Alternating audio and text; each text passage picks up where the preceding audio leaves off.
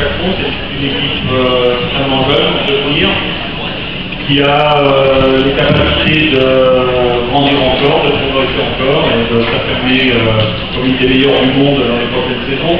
Le nombre de victoires, on est je crois la 5e équipe mondiale sur la saison 2013. Donc l'objectif c'est de se rapprocher encore un peu plus des meilleurs. Après 33, on va essayer de se rapprocher de la barre statistique des 40. J'avais dit en début d'année, 30 ce serait bien. Allez, pour 2014, 40 ce serait formidable.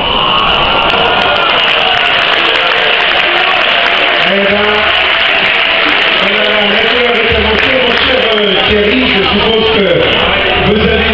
ça résonne un petit peu là. Voilà, c'est le micro de Jean-Yves qui fait des parasites. C'est donc un contenu qui bat au cœur, je te signale. Donc Thierry, est-ce que tu as le sentiment que Radio est un passionné, heureux, et qu'au cours de cette année 2013, elle a été peut-être un petit peu plus heureux qu'à l'habitude? Je pense qu'on récolte simplement les fruits de longues années d'investissement, de confiance avec un groupe qui grandit.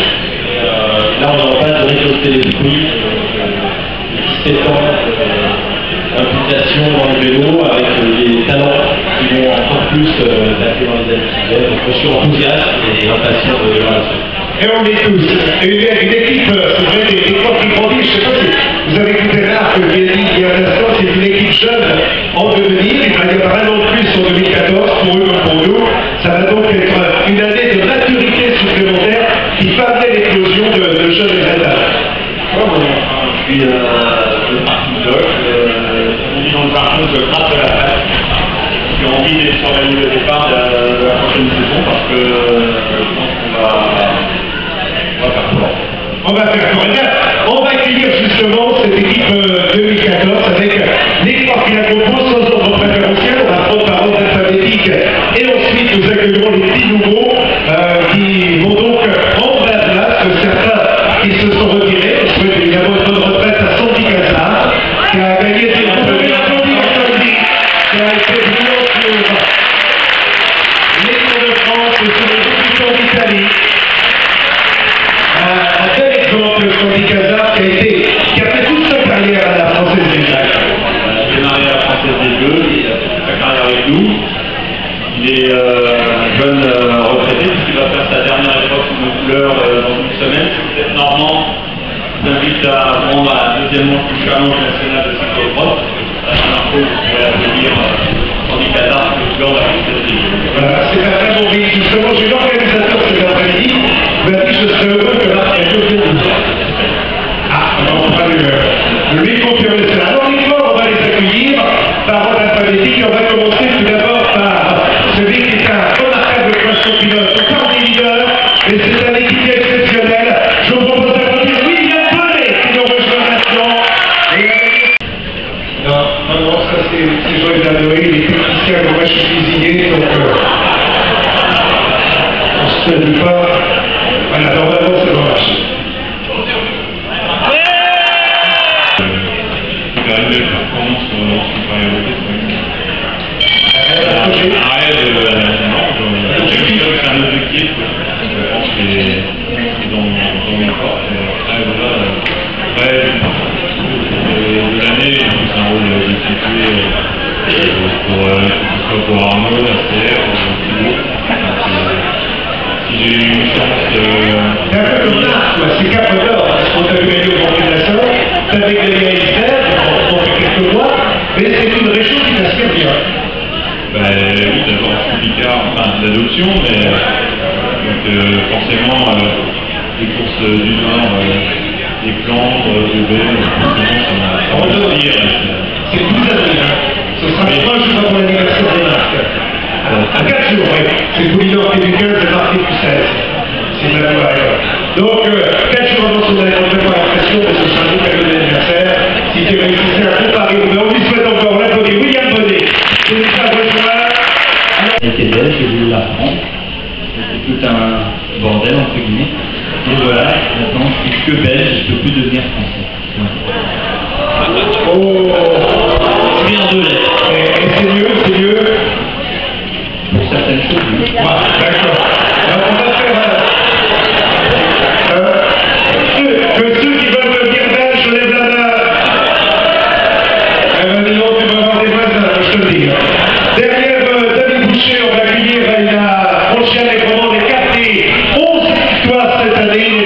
en France, il a gagné sur Paris-Nice.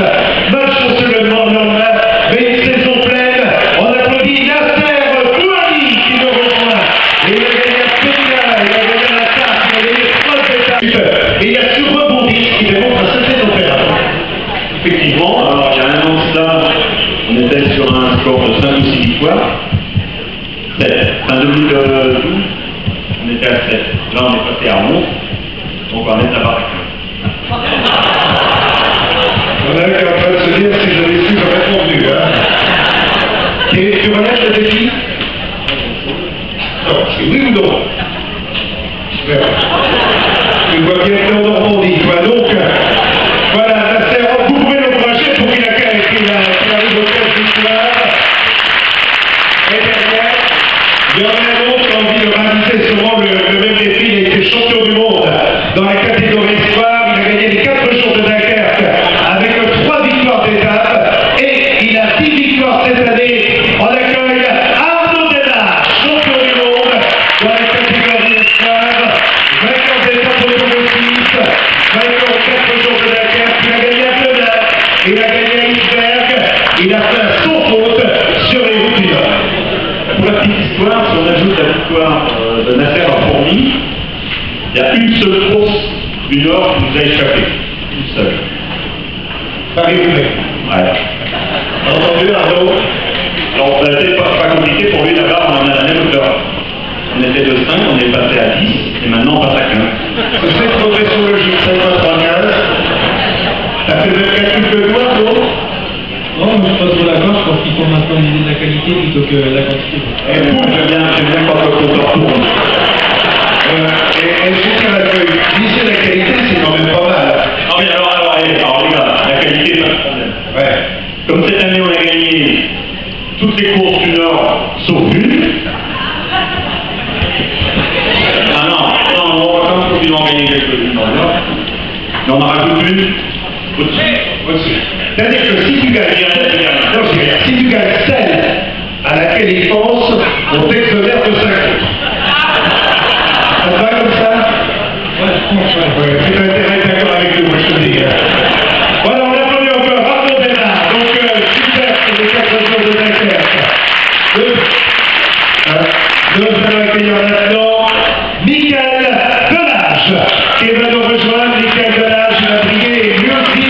Alors là, on parlait des 2 critères que nous avons accueillis et qui a un rôle prépondérant lors des derniers kilomètres.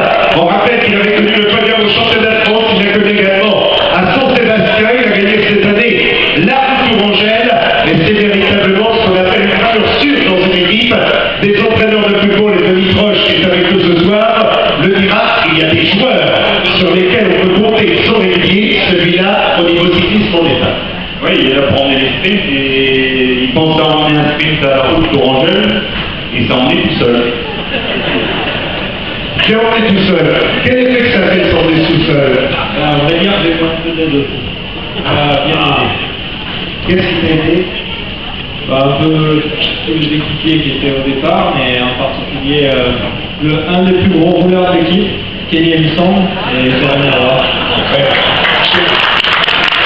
Kenny Ellison,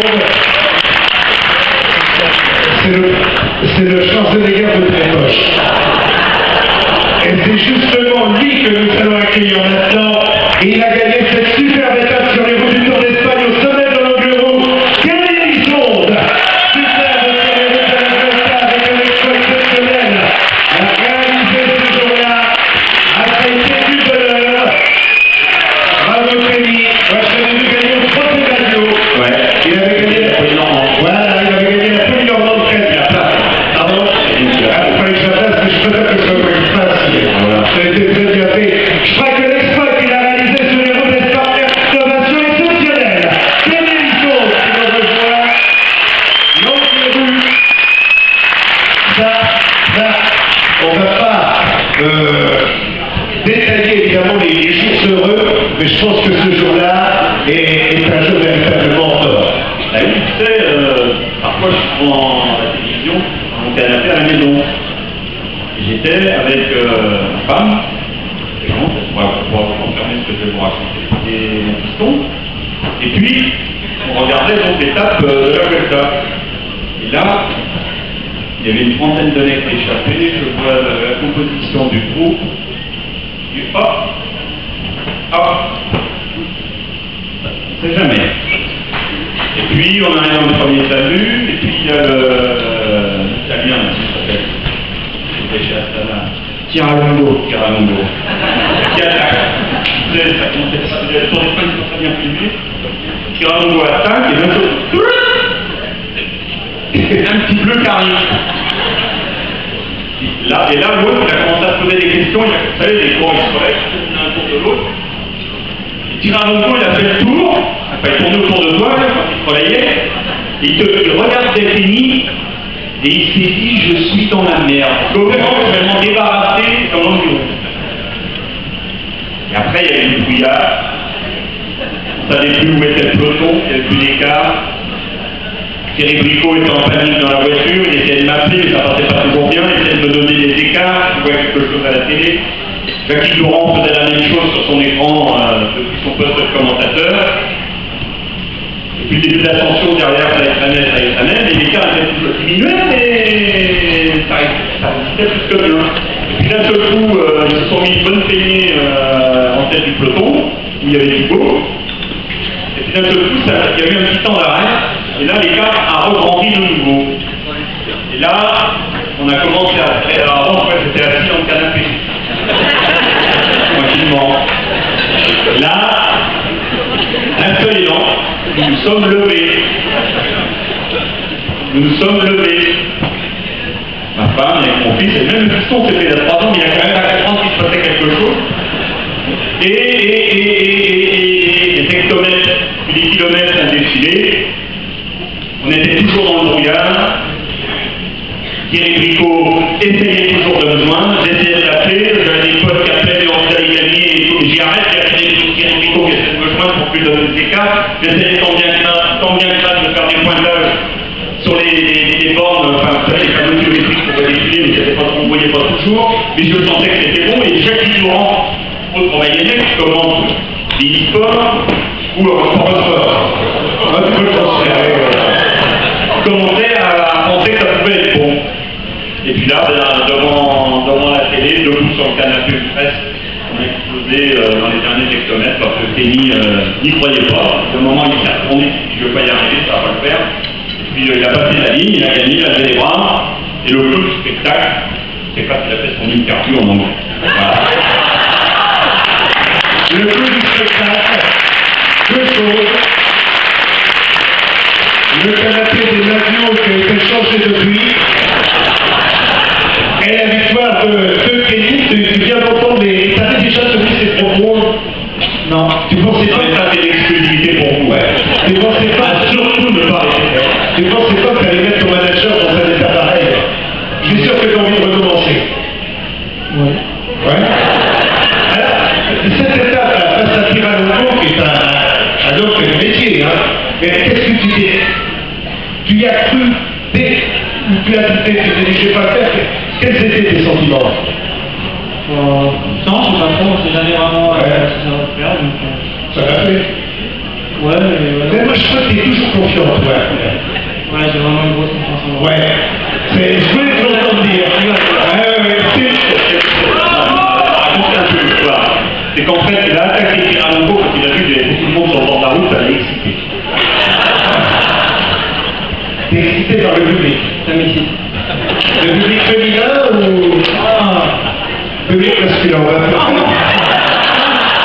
très bien trop de la douée. Donc, on va continuer après.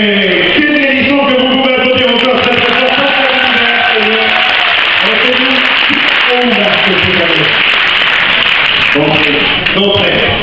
Et tu commences en Australie. Parfois, en Australie, j'aime bien. Au réveil le matin, sentir qu'il y a beaucoup d'appels sur le portable pendant la nuit. Parce qu'il y a beaucoup d'appels comme ça dans la nuit vers 5, 6, 7 heures du matin. Ça veut dire qu'on a quitté le bout du monde. On a quitté le bout du monde. Alors si Kenny a connu le bonheur cette année, il en est qui ont connu moins de chance, mais celui que nous accueillons maintenant fait preuve d'un extraordinaire courage. Pour retrouver son niveau, il était avec moi d'ailleurs sur les routes du Tour d'Espagne. Il Il avait quelque chose d'espoir. Arnaud, un bon moment de bonheur après la galère de début de saison. Oui, c'est vrai que les gagnants, jusqu'au mois de juin, et puis après la post-saison était bonne, et puis très bonne voie à l'équipe. Ça fait vraiment plaisir et c'est aussi pour la suite. C'est un peu comme Marc, c'est déjà dans les starting blocks pour 2014. Oui, d'autant plus que je reprends en Australie, on m'a l'année dernière, mais j'ai envie d'y retourner. Tu vois la différence, l'année dernière tu es tombé en Australie et cette année ils vont tomber sur toi. C'est pas du tout la même chose. Ouais. Bravo. Ouais. Je suis content, ça va continuer. Donc, derrière Arnaud Courteil, celui que nous allons accueillir est évidemment l'une des pièces maîtresses de l'équipe. Il a de belles victoires sur les routes du Tour de France en moins de 4 succès d'étape. Et cette année, il s'est joué de la côte toujours en fait. La victoire après, toujours.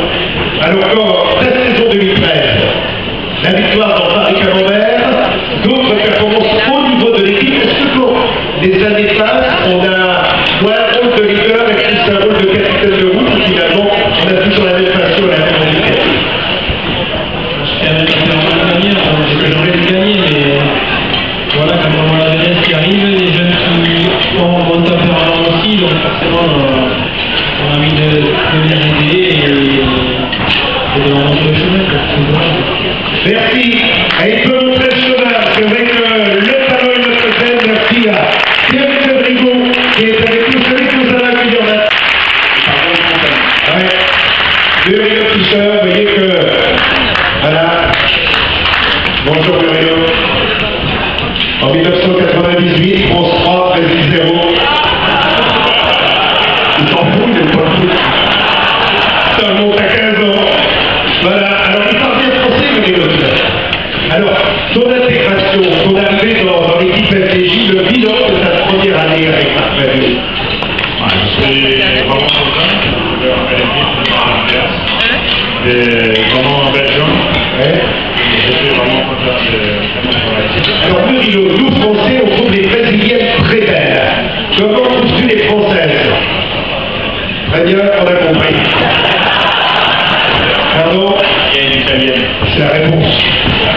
Merci, merci. C'est un Brésilien qui sait. Donc, Marianne Italianova qui est maintenant lui aussi une des révélations de l'année sur le Tour de France au Grand Bornand. Il est 4e. Et il a gagné l'étape vers 44e. Donc, quelque chose comme ça. Mais au-delà du classement général, c'est surtout sur les soins offensifs que nous retiendrons. Qu'as-tu envie de lui dire, Marco? J'ai passé une bonne journée, dimanche on avait gagné en Espagne, parce que bientôt on gagne à Fourmi. On a annoncé la victoire à Fourmi. Alors cette année 2013, Alexandre a dû t'apporter la confiance qui peut-être te manquait un petit peu. Oui, c'est tout. Tu peux vous travailler si tu as envie. Mais c'est vrai que quand on gagne une étape sur des routes du Tour d'Espagne, on fait 4 au Grand Bornand, on a fait un bon Tour de France, on s'il est capable de mieux faire encore. Oui, c'est ça, depuis 2010, c'était moyennement professionnel, on a beaucoup rencontré. Marc, est-ce que tu as envie de mettre où dans les courses par étapes, c'est son domaine? On est encore par étapes, on est parmi les grands tours. Ou les grands tours. T'as pris rendez-vous? Tu commences quand ta saison? Pour les derniers. Dans Méditerranée. Derrière Alexandre Julien, que vous pouvez encore applaudir pour sa belle victoire sur la Vuelta. En particulier les valeurs sûres de l'équipe. Et regardez cette année, il a fait 2 à Plumelec, il a fait 2 au Tour de Wallonie, il a fait 3 au Trompe-Léon, 3 au Tour du Finistère. Il a été leader de la Coupe de France, et il fut médaillé au championnat du monde. Anthony Génin, leader de la Coupe de France 2013, qui le rejoint maintenant. Et quelle saison! Régulier, fidèle au poste. C'est vrai que quand on retrouve les choix du podium, ça a été ton cas cette année, je crois que c'est en quelque sorte un deuxième étape. Oui, c'est un petit plaisir, et puis mon rôle, c'est vraiment le talent que j'ai Vous avez gagné la Coupe de France par équipe, c'est passé près de la victoire dans la Coupe de France, parce que à l'arrière-saison, tu t'es dit, c'est dommage que je n'ai pas gagné. Et finalement, on a l'impression que tu l'as perdu chez toi, en enfant. C'est l'été. Non, oui, mais tu pouvais marquer des points sur le oui, c'est vrai qu'il y a des gens qui sont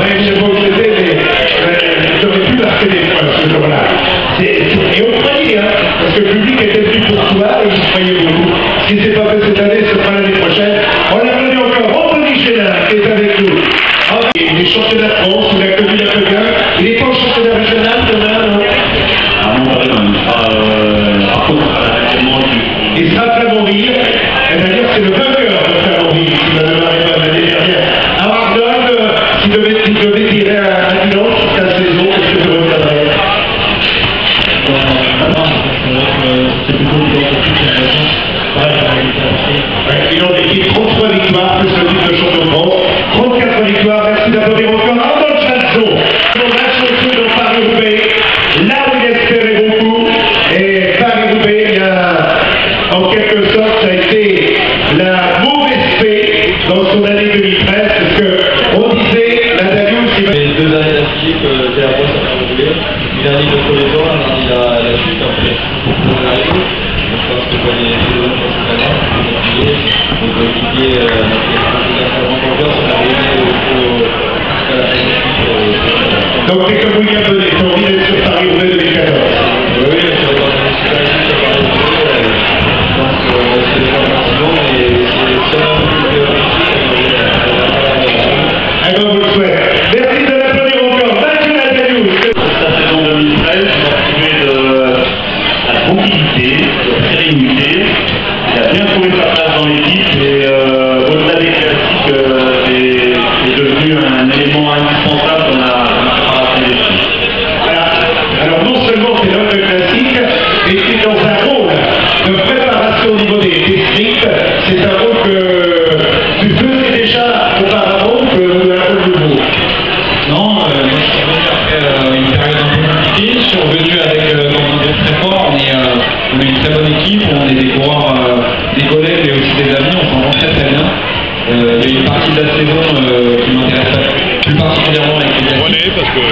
Cette année, je suis revenu avec moins d'ambition personnelle et avec plus d'ambition collective. J'ai repris les marques, mais l'année prochaine, j'espère bien prendre ma place sur ces courses-là en tant que leader et je m'entraîne pour. Et à côté de ça, il y a beaucoup de courses qui arrivent au prix, il y a de notre pays, il y a la tête qui va vite, et on a un très bon groupe et j'apprécie cette partie. Voilà, belle analyse, ceux que vous pouvez applaudir encore. Yann Alfredo qui est entré dans le Dino, qui nous rejoint maintenant. On a une super Volta, un petit groupe qui a l'Octal, il a Gilles, voilà, bien vite mon Thibaut, voilà, Thibaut Pinot, une réaction qui fait bon, il va bien. De ça quelques jours, on était passé du côté de Roubaix quand j'ai pas vu. Et il m'a dit si c'est que ça, c'est pas grave. Ah, et non pas pour Paris-Roubaix, mais pour le Tour de France. Exactement. La reconnaissance des paris, des pas de pages du Nord pour le Tour de France, finalement, ça t'a enlevé peut-être un peu de stress en les voyant, en les découvrant. Ouais, c'est sûr que d'aller parler, c'est pas sûr que ça, mais après,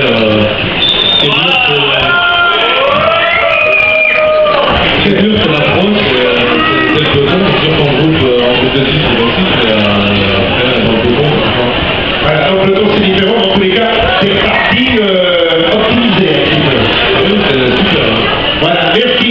Moi, on peut l'applaudir encore Thibaut pour le remarquable Tour de Suisse.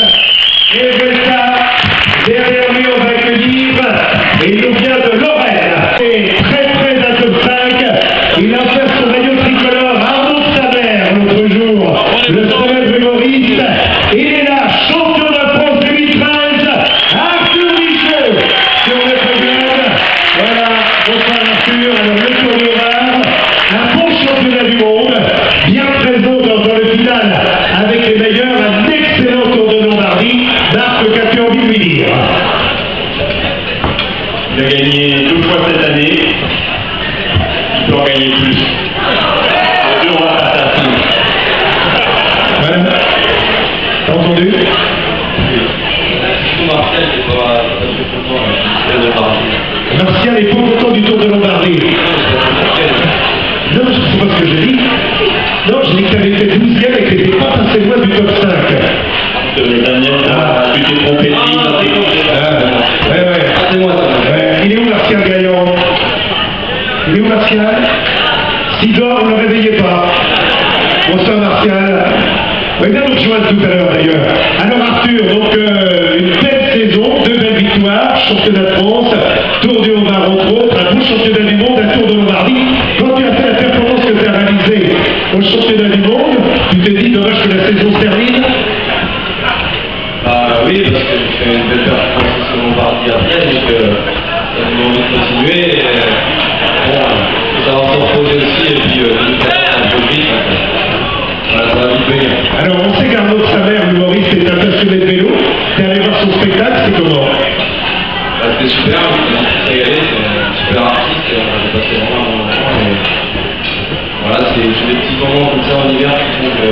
Et puis surtout dans la pluie, ça devient le vélo. Voilà, en plus, ça fait toujours plaisir avec quelqu'un qui passe le ski. Ça fait un peu. Voilà, penser à autre chose et passer des bons moments. Ça fait du bien de venir de temps en temps. Oui, parce qu'avec Martial Gaillard, c'est pas souvent le cas. Donc, on continue. On continue maintenant. On a... Est-ce qu'il y a des Finlandais dans la salle? Eh ben, dis donc, montre ta tête un peu. Ouais, t'es un Finlandais livré, toi. Donc, voilà, sur...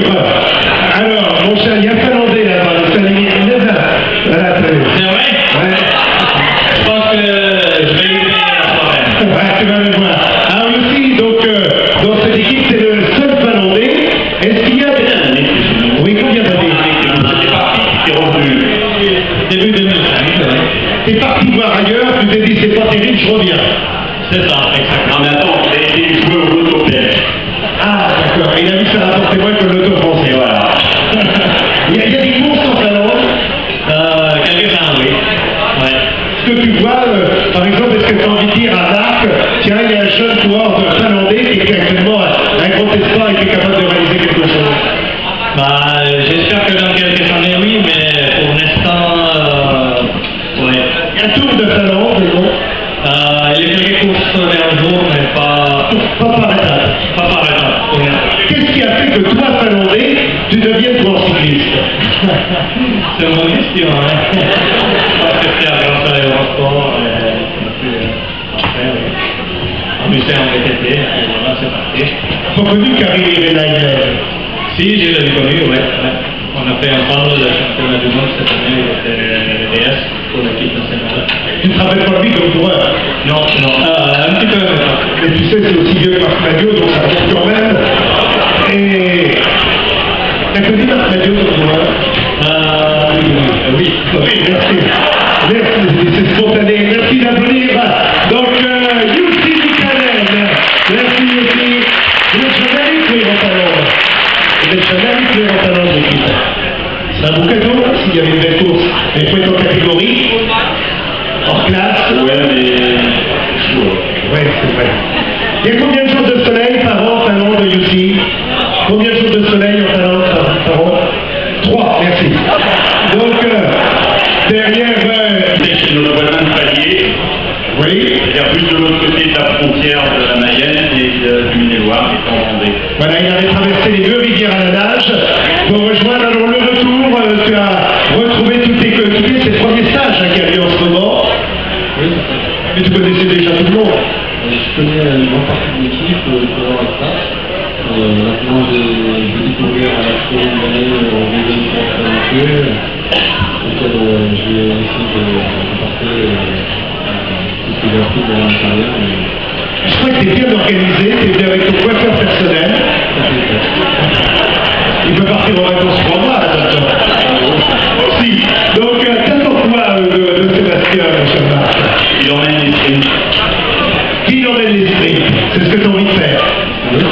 C'est pas frustrant quand on a été soi-même sprinter d'emmener les sprints pour d'autres? Au contraire, c'est important parce que c'est aussi affecter la jeune génération qui arrive. On voit que les jeunes coureurs d'aujourd'hui arrivent à s'imposer très rapidement.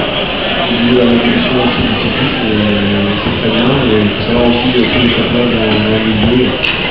J'ai bien aimé ton propos, c'est gratifiant, c'est vrai. Je crois qu'on peut l'applaudir encore très très fort. Sébastien Chavanel, belle victoire obtenue. Alors, Olivier Legac n'est pas là. On va quand même vous le présenter rapidement. Olivier Legac, c'est le champion du monde junior en 2010. Il a gagné le Grand Prix Patton au Luxembourg, qui est l'une des plus belles épreuves. Il a gagné au Tour des Nivernais Morvan. Il il est à la fois en études et sportif professionnel. Oui, alors, il a suivi la filière fondation de la Française des Jeux, je remercie encore une fois au passage. Et de la fondation, il est devenu stagiaire. Le stagiaire devient professionnel. Une fois qu'il aura terminé ses études, il sera pro à partir du 1er août. Voilà, il sera pro à partir du 1er août. Vous pouvez l'applaudir comme s'il était là. Olivier Legac, champion du monde, junior en 2010. Et nous allons accueillir maintenant celui qui lui a succédé au palmarès du championnat du monde. C'était en 2011. Pierre-Henri Le Cuisinier, champion du monde, junior en 2011. Et a gagné la route de l'Isard. Il a brillé dans le Tour des Flandres. Et il est entré dans le top 10. On rappellera également qu'il a fait 2e et 3e au Festival olympique de la jeunesse européenne. Et surtout, Pierre-Henri Le Cuisinier a terminé 2e en 2008 et a gagné en 2009 le vainqueur du trophée Madio, Pierre-Henri Le Cuisinier, champion du monde. Arrivé dans Et en plus, il habite à Laval. et en plus, David à Laval, et je crois qu'il est né dans le Nord, à Flers, non? Voilà, il est. Flers, c'était la ville, mais il y a très longtemps, de Jean Dupont, de Novalès, qui avait gagné le trophée Baraki, cette bien belle épreuve. Alors Pierre-Henri, arrivé dans le peloton professionnel, après les résultats qu'il a obtenus chez les amateurs, devait être impatient de découvrir le peloton pro.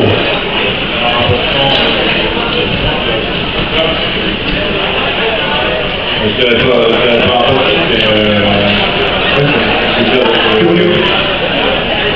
Ah, l'envie quand même. Ouais, bah oui, bien sûr, et puis voilà, après, la saison prochaine, ouais, voilà, je vais découvrir un peu l'équipe, et puis les choses pour moi, et voilà, ce sera de m'épanouir et Je parlais au jeune homme que tu es, et que tu étais plus encore en étant cadet. Tu as gagné le trophée Madio. Quand on est cadet, c'est une épreuve qu'on a envie de mettre à son palmarès, non? Ouais, parce que ça, c'est quand on est calé, ouais, Vous avez 120, 130 cadets au départ au trophée. Hein. Ouais, si ça reste Ça fait plaisir, monsieur. Tu as gagné ce trophée. En cadet 1, tu avais fait deuxième. Marc, tu l'as vu pour la première fois, Pierre-Henri? Moi, je l'avais vu du côté Châteaubriand, sur la branche du Challenge Cadet, et on voyait déjà qu'il avait la force dans les jambes. Il avait couru, et qu'il était le meilleur de sa génération. Là, c'est rare, tout le monde, quelques temps après. Puis, on avait dans l'équipe, on avait deux, on avait le bon champion du monde, le gars champion du monde, nous faisons le cuisinier champion du monde. Et voilà, et nous avons comme ça le trio. On a les trois derniers Français qui ont été champions du monde junior sont chez nous. On a celui qui a fait que deuxième, Arnaud Demar, mais après qui a été champion du monde chez les Espoirs. Absolument. Voilà, quand on fait le recrutement maintenant, ils vont me dire, chez les jeunes, je ne regarde que du top. Et c'est du top. Absolument. Merci Marc. Je ne peux pas applaudir Marc également qui m'a assisté donc, avec le talent que je connais.